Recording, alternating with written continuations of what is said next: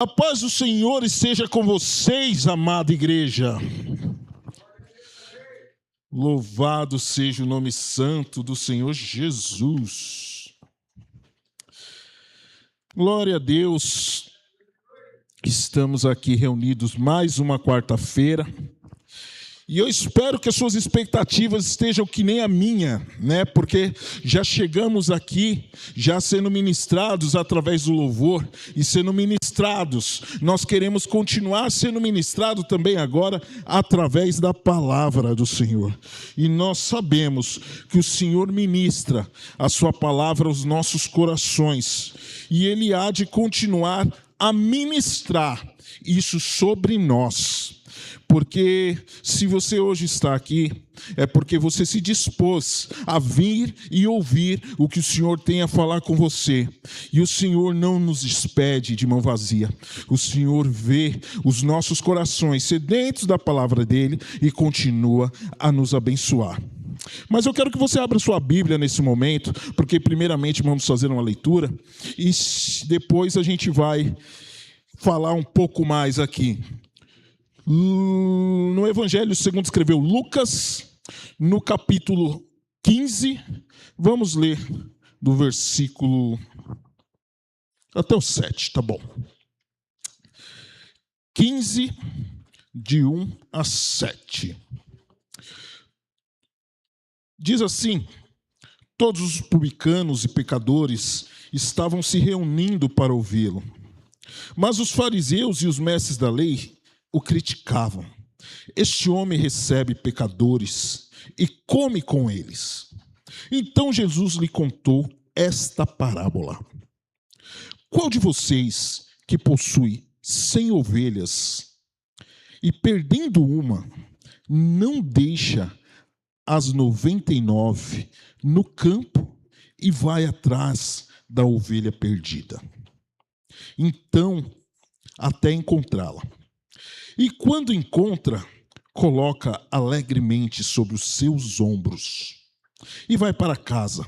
Ao chegar, reúne seus amigos e vizinhos e diz: alegrem-se comigo, pois encontrei minha ovelha perdida. Eu lhes digo que, da mesma forma, haverá alegria no céu por um pecador que se arrepende, do que por 99 justos que não precisam arrepender-se. Pai, nós queremos, Senhor Jesus, pedir que a Tua palavra, Senhor, como lâmina cortante, entre e penetre em nosso coração e fale, Senhor Jesus, as nossas vidas. E não somente fale para que possamos ouvir, mas fale trazendo transformação a cada um de nós, Pai. A começar em mim, Senhor Jesus. Pai, que o Espírito Santo do Senhor conduza toda essa ministração para que o Teu nome seja glorificado, Pai, em nome de Jesus. Queridos, nós estamos começando hoje um novo momento. Nós estamos começando um novo mês e agora começamos uma nova temática com os irmãos. E nos reunimos e conversamos sobre o que trazer e o Senhor assim nos orientou a falarmos sobre parábolas que despertam. E nós vamos falar sobre esse mês um pouco sobre parábolas. Então, antes de eu entrar propriamente no texto que estávamos lendo, eu gostaria de trazer aqui algum contexto também sobre o que é uma parábola.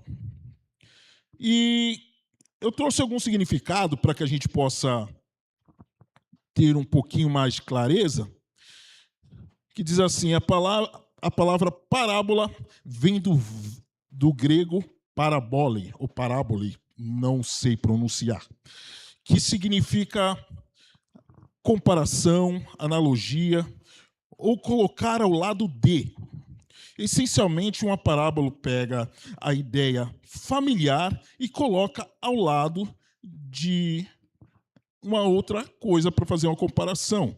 Nesse contexto, algo mais espiritual. Timothy Keller, ele destaca que parábolas são histórias mansas, e que frequentemente são usadas em debates e confrontos na Bíblia. Da mesma forma, D.A. Carson, no seu comentário do Evangelho de Mateus, ele enfatiza a importância das parábolas na natureza do reino de Deus, que estava sendo inaugurado naquele momento. E o que é que nós temos, então, como entendimento de parábola? Parábola é uma história. E uma história que é contada, talvez não real, ou talvez de modo que tenha acontecido em algum momento. E nós vemos que Jesus usava muitas parábolas. Jesus estava o tempo todo falando em parábolas. Isso também nos remete que isso acontecia porque já estava escrito sobre que Jesus falaria em parábolas. Ele mesmo diz isso lá em Mateus 13, no versículo 34 e 35. Jesus falou a estas coisas à multidão por parábolas. Nada lhes dizia sem usar alguma parábola. Cumprindo-se assim o que fora dito pelo profeta: abrirei minha boca em parábolas, proclamarei coisas ocultas desde a criação do mundo. E aí é interessante a gente observar que as parábolas não são uma coisa que veio só depois de Jesus. Eu posso dizer que Jesus já era muito especialista em parábolas porque Deus usava os profetas como parábolas, já naquela época dos profetas. Quando a gente vê um exemplo que eu trouxe, existem muitos outros, mas eu trouxe um somente, que é de Jeremias. Lá em Jeremias 19, 10 e 11, Deus fala a Jeremias que ele pegasse um vaso e fosse às autoridades de Israel. E na frente das autoridades de Israel, ele quebrasse aquele vaso. Na frente das autoridades de Israel. E aí ele explicasse que, assim como aquele vaso foi quebrado, o Senhor estava fazendo com o povo de Israel. E Jeremias estava naquela época pré-exílio. Então, era o que ia acontecer com o povo de Israel. Ou seja, Deus está usando uma forma de parábola para poder fazer o povo entender o que ia acontecer naquele tempo com Israel. Então, ficamos claro que as parábolas eram para efeitos de comparação, para um fácil entendimento ou não. Por quê? Muitas coisas Jesus falava em parábolas para que alguns realmente não entendessem. E ele disse isso. Muitas vezes os discípulos chamavam ele de canto e falavam: o que quer dizer essa parábola aí toda que você está falando? O que quer dizer isso que você está mostrando aí para nós? E muitas vezes o Senhor explicava, como na parábola do semeador. Ele foi lá, explicou: esse aqui, o solo aqui duro, é o coração duro. E assim foi explicando e trazendo o contexto aos discípulos. Importante, Jesus fazia questão que os discípulos entendessem as parábolas. E como ele fazia questão que eles entendessem, se havia dúvida em algum momento, os discípulos perguntavam e Jesus respondia. Muitas vezes eles diziam: vocês não entendem essas parábolas, né? Como é que vocês vão entender essas coisas? Mas, com toda a paciência, ia lá e explicava. E às vezes a gente tem essa tendência, né? De dizer: poxa, você não entende isso aqui que está tão claro? Daí, basicamente, a gente pergunta: você quer que eu desenhe? E é mais ou menos isso que Jesus faz. Ele vai lá e desenha para que nós possamos entender. Mas, agora voltando ao que nós lemos, dentre tantas parábolas, algumas delas nos chamam para um despertar. E esta em específico que acabamos de ler, nos traz um despertar sobre o entendimento de que ele não nos deixou para trás. Ele não nos deixou para trás. Esse entendimento que vamos discorrer aqui e vamos ter essa oportunidade de conversar sobre isso. O que nós vemos logo no começo do texto que lemos, o que estava chegando e quem estava chegando e se aproximando de Jesus? Estavam chegando e se aproximando republicanos quando eu faço vocês falam o restante, tá? Deixa eu explicar como é que é a dinâmica do negócio. Republicanos Opa, alguém falou. Republicanos e pecadores. Então, nós vemos que estavam se aproximando de Jesus, republicano e pecadores. E qual que é o importante da gente começar a entender das pessoas que estavam se aproximando de Jesus? Nós vemos republicanos e pecadores. Republicanos estavam até abaixo dos pecadores, entende? Porque para aquele povo naquela época era uma traição enorme para os judeus. Então eles colocavam até abaixo. E aí nós vemos também se aproximar os fariseus. Então, quando vai se aproximando os fariseus, eles começam a fazer o que os fariseus faziam de melhor naquela época, que era criticar Jesus. Eles faziam isso com uma excelência que vocês não têm noção. Para meter o pau em Jesus ali era toda hora. Esse aí não presta, esse aí não vem nada de bom de onde ele veio, esse aí não tem nada a ver com Deus. E começavam a criticar. Jesus, vendo isso, daí ele decide contar para eles uma parábola. E perceba, sempre terão opositores de Jesus em todos e qualquer lugar, em todo e qualquer lugar. Vai ter sempre alguém que não vai querer que determinado tipo de pessoas não participem do reino de Deus. Vai ter sempre aquele que vai querer que determinado tipo de pessoas não participe do reino de Deus. E era isso que os fariseus diziam. Inclusive, eles não queriam que Jesus participasse do reino de Deus. E aí Jesus começa a contar a parábola. E Jesus usa o momento com uma situação simplória, uma situação do dia a dia. Era algo que viviam ali constantemente. Eles usam isso dizendo: qual de vocês, tendo 100 ovelhas, qual de vocês? Então ele estava se referindo a todos ali. Povo comum, senso comum, coisas que aconteciam no dia a dia. Então era comum pessoas terem ali um rebanho de ovelhas. Se era de 100, se era de 50, não sei. Mas era comum ter um rebanho de ovelhas. Qual de vocês não vai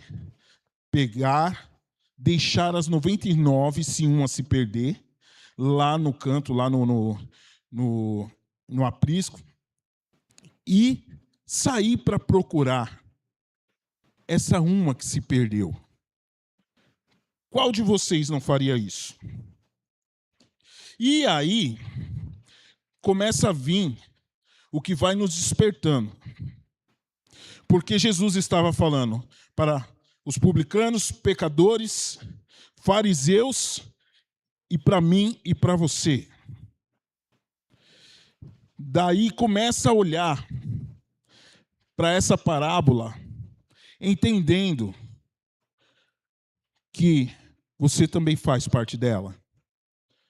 Então, qual de vocês, tendo 99 ovelhas, não deixaria e sairia atrás dessa uma que se perdeu? Eu vou trocar e vou parafrasear a Bíblia. Quantos são pais aqui? Levanta a mão só para eu ver a estimativa. Não estamos num número tão alto de pais aqui. Mas eu vou dizer então para os que são pais. Qual de vocês, perdendo um filho, vamos colocar assim, ele se desgarrou, não deixa os outros que estão seguros lá e vai atrás daquele filho? Nós vemos situações muito semelhantes no cotidiano para pessoas que são envolvidas com drogas, dependentes químicos. Nós vemos situações muito semelhantes. A gente vê pais que têm, às vezes, 2, 3 filhos e vê um que está se perdendo. E esse um que está se perdendo, ele começa a ter uma atenção maior do que os outros. E isso é natural, gente. Isso vai acontecer, porque nenhum pai quer perder o seu filho para as drogas. Então, isso vai ser natural. Você começa a dar menos atenção a uns e vai correr atrás daquele que está se perdendo. Então, isso é do nosso cotidiano. E existem muitas outras maneiras de filhos que vão se perdendo. E a gente tem essa tendência de ir deixando os outros e indo mais atrás daquele que está se perdendo. Também, da mesma maneira, quem tem um grupo de amizade, vamos colocar, de repente, dentro da igreja, você tem um grupo de amizade, de pessoas que são crentes, e aí você vê que, de repente, algum está se afastando. É natural que você também vá atrás daquele que está se afastando. Isso são coisas que acontecem no nosso cotidiano. O que nós precisamos lembrar, o que nós precisamos ter em mente, e ter isso de forma clara, é o que Jesus está nos mostrando e nos ensinando aqui. Ele diz, dentro do contexto dessa parábola, que ele é o pastor que deixou e veio atrás dos pecadores. Ele veio atrás daqueles que estão perdidos. Só que ele também nos deixa uma coisa muito clara quando ele nos chama, como é um chamado que teve com Pedro, que ele disse: Simão, filho de João, você me ama? Pedro ficou magoado por Jesus lhe perguntar pela terceira vez: você me ama? E lhe disse: Senhor, tu sabes todas as coisas, que te amo. Disse-lhe Jesus: cuida das minhas ovelhas. Em algumas versões, apacenta as minhas ovelhas. Queridos, o que eu quero chamar a atenção de vocês aqui? Será que nós estamos cuidando das ovelhas de Jesus? E quem são as ovelhas de Jesus? Somos eu e você e todos aqueles que ainda não foram alcançados. Todos aqueles a quem Jesus veio salvar. Ele disse, e através dessa parábola ele nos mostra, que ele veio para salvar os pecadores. E às vezes nós nos colocamos numa redoma que nós não enxergamos que aqui ao lado tem um monte de pecador, assim como nós somos, ou numa vida que levávamos. ao redor de nós está cheio de pecadores e nós não olhamos para o lado.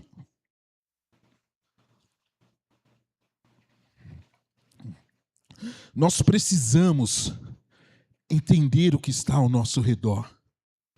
Nós precisamos ver que não podemos ser como os fariseus, que não queria que ninguém participasse, que ninguém se achegasse ao reino de Deus. O reino de Deus não é uma exclusividade minha ou sua. Muito pelo contrário, o Senhor nos chamou quando Ele disse para nós: ide, fazei discípulos, batizando. Quando Ele disse, e o que é fazer discípulos se não cuidar das ovelhas do Senhor? Fazer discípulo, nós estamos no grupo de discipulado, né? Nós estamos iniciando essa metodologia de discipulado que estamos implantando na igreja. E a gente tem sido confrontado dia após dia. Porque a atenção verdadeira que devemos dar é justamente ao outro, não a nós mesmos. E nós estamos viciados em ter atenção só para nós mesmos. Nós precisamos começar a mudar essa mentalidade e precisamos começar a olhar para quem está aí fora. Para quem está fora do nosso ciclo aqui, para quem está fora da nossa bolha. Nós precisamos olhar e nós precisamos levar esse entendimento de que o Senhor nos chamou também para cuidar e apacentar essas ovelhas, para ir atrás daquele que está perdido, para incluir os pecadores e os publicanos da nossa era. O que nós somos melhores do que eles? Nada. O Senhor nos ama tanto quanto amou cada uma das pessoas que hoje não participam do corpo de Cristo. Só que sabe uma coisa triste? Elas vão continuar não participando enquanto eu e você não tomarmos atitude. Enquanto eu e você não tivermos ação, essas pessoas vão continuar não sendo incluídas ao corpo de Cristo. Porque a gente quer que as pessoas sejam salvas. A gente ora para que as pessoas sejam salvas. Mas a gente não toma uma atitude para que as pessoas sejam salvas. Nós precisamos olhar para dentro de nós. Nós precisamos começar a ver e rever as nossas atitudes. O quanto eu estou contribuindo para o aprisco de Cristo. O quanto eu estou contribuindo com o rebanho do Senhor. O quanto eu estou ouvindo quando Ele falava ali para Pedro e Ele dizia: apacenta as minhas ovelhas. O quanto eu estou olhando para isso e estou indo em sentido ao Senhor, dizendo: sim, Senhor, eu estou aqui e eu vou apacentar as suas ovelhas. O quanto nós estamos olhando para publicanos e pecadores e dizendo: eu me compadeço de você. Porque Jesus estava deixando claro aos fariseus que Ele veio para salvar os perdidos. E aos perdidos, Ele estava dizendo: eu estou aqui para salvar vocês.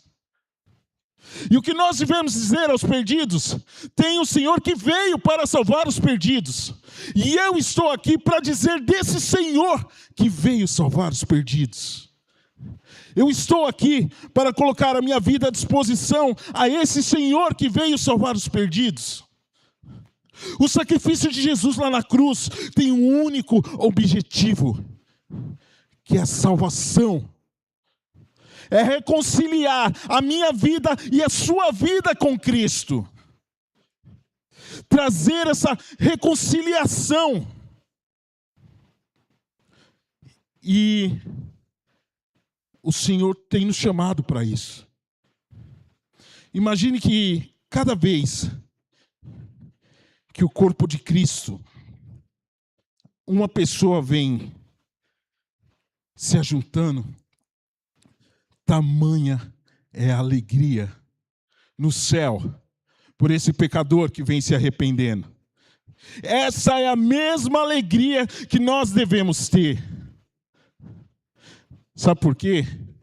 Ele diz ainda nessa parábola que daí qual de vocês que encontrou e colocou nos ombros, trouxe alegremente e aí se reuniu com seus amigos para comemorar, para estar feliz, para se alegrar. Nós temos se alegrado? Nós temos se alegrado? Nós temos colocado realmente na frente do Senhor: ah, Pai, aqui mais um para o teu reino, mais um para juntar e fazer parte do corpo de Cristo. Nós precisamos nós precisamos ser despertados a isso. E existe um momento que talvez, dentro do meu pensamento, que fique bem claro, dessa parábola, a gente vê o Senhor dizendo que esse pastor colocou ela nos ombros e trouxe. Ele carregou a ovelha. E talvez esse seja um momento difícil, quando nós entendemos que às vezes nós vamos precisar carregar as ovelhas que estão perdidas. Alex, e o que é carregar? Carregar é você pegar na mão e não soltar, e continuar com ela, e caminhar com ela, dia após dia. É cansativo, né? Carregar é cansativo. É cansativo, mas tem alegria. Por quê? Porque ela estava perdida. Ela estava perdida e ela foi encontrada. E no céu existe alegria porque ela foi encontrada. E o Senhor se alegra com você que está carregando esta ovelha que estava perdida. O Senhor se alegra com você que está sendo usado para carregar essa ovelha que estava perdida. O despertar que o Senhor quer nos trazer é chamar a atenção para que realmente nós possamos olhar. Ele não deixou a nenhum de nós. Ele não deixou você. Então por que você vai deixar alguém? Se Ele não deixou você, por que você vai deixar alguém? Entende que quando o Senhor nos ensina, amem uns aos outros,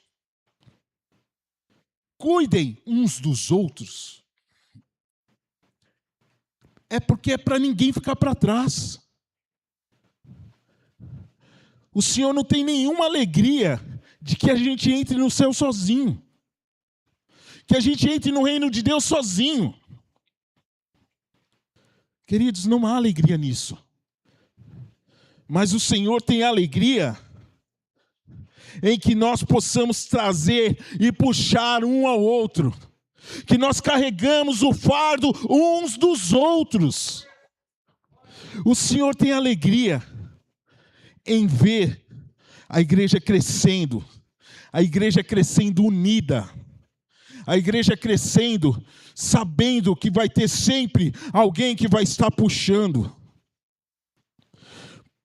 Porque para o Senhor talvez fosse simples, não estalar de dedos ou não falar da sua palavra, que de repente seja salvo,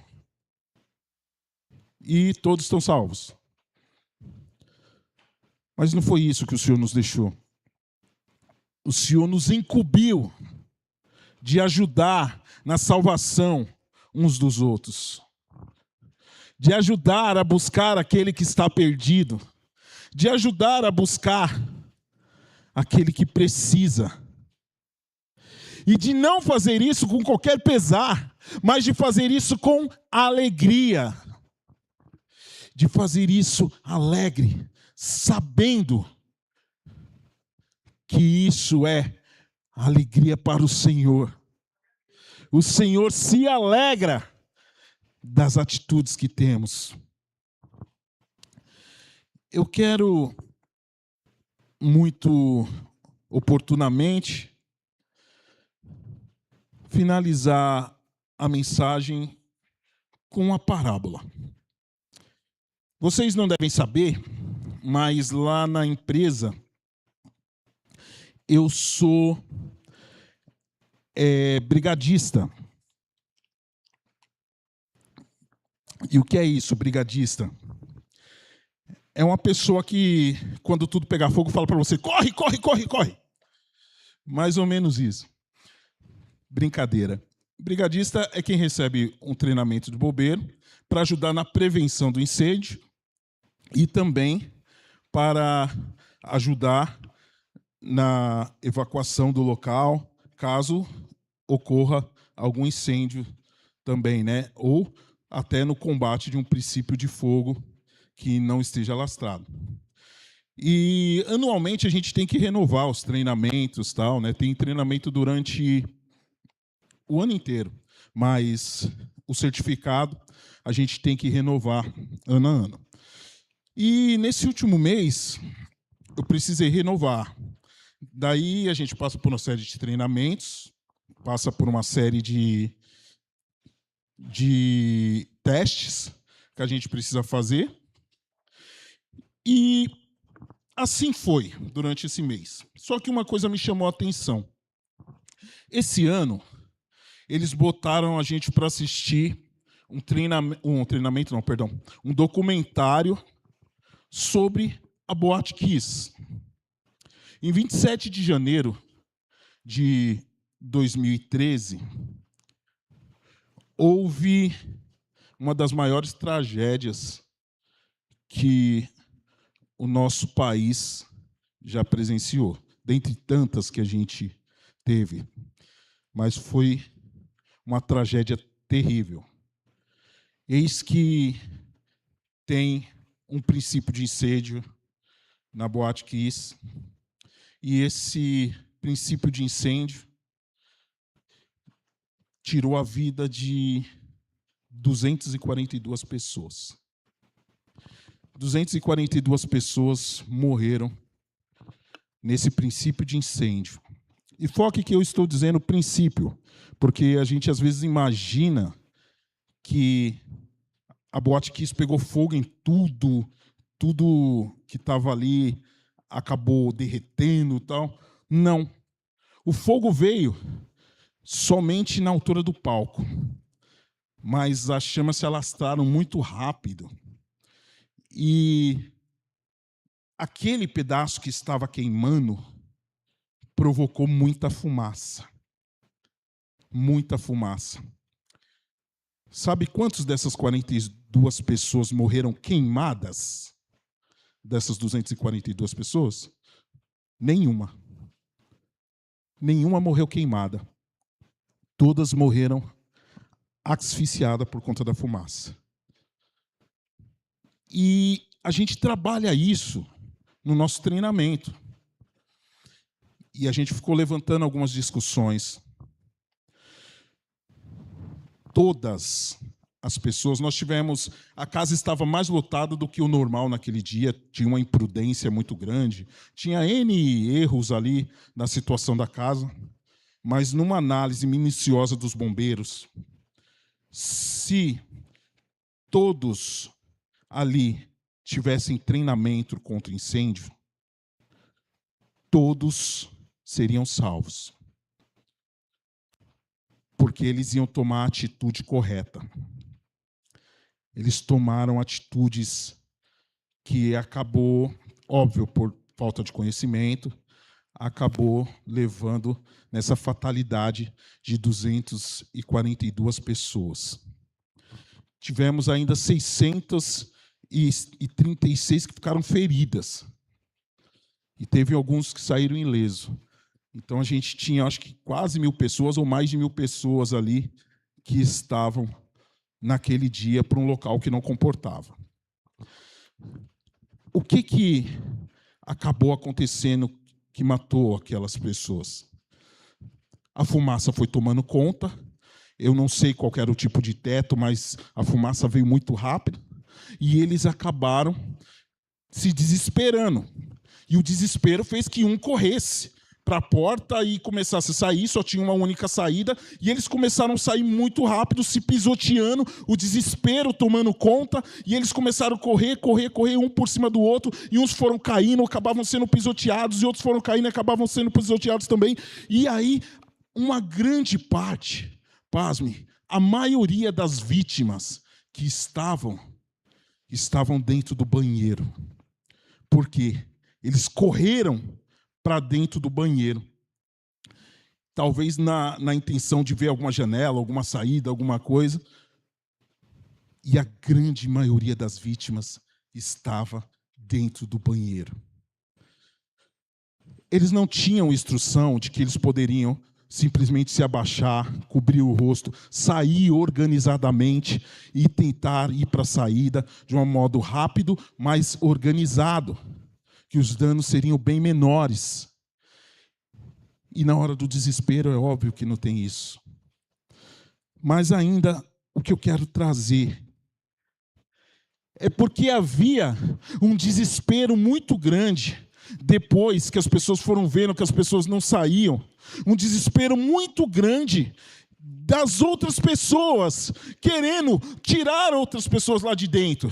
Daí eles teve alguns jovens que começaram a quebrar a porta ali para a passagem do banheiro, pelo lado de fora, né? Eles começaram a quebrar as passagens, outros tentavam puxar, iam tentando puxar, arrastando as pessoas para cá, iam tentando ajudar, e aquele desespero tomou conta daqueles jovens que estavam ali naquela boate naquele dia. E o que eu quero dizer com essa parábola?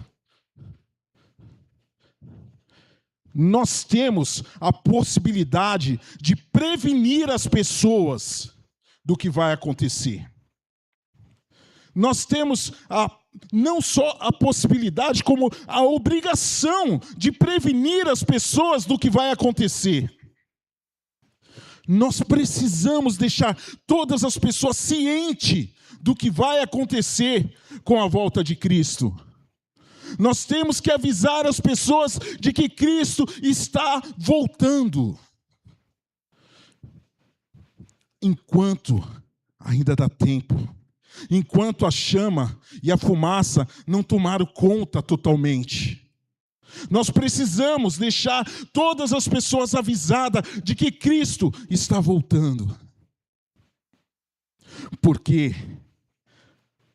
quando vier o momento que a gente vê, e a gente vê hoje em dia, as pessoas se perdendo, as pessoas morrendo, as pessoas não conseguindo sair, nós vamos entrar num desespero tão grande, tentando arrastar as pessoas e tirar elas de qualquer jeito de lá, e não vamos conseguir. Nós temos tempo. Hoje é o tempo para nós irmos e avisarmos as pessoas. Avisarmos as pessoas que o Senhor está às portas. O Senhor vai voltar. E nós não precisamos ser portadores de más notícias. Nós podemos e devemos dizer que Ele ama a cada um de nós.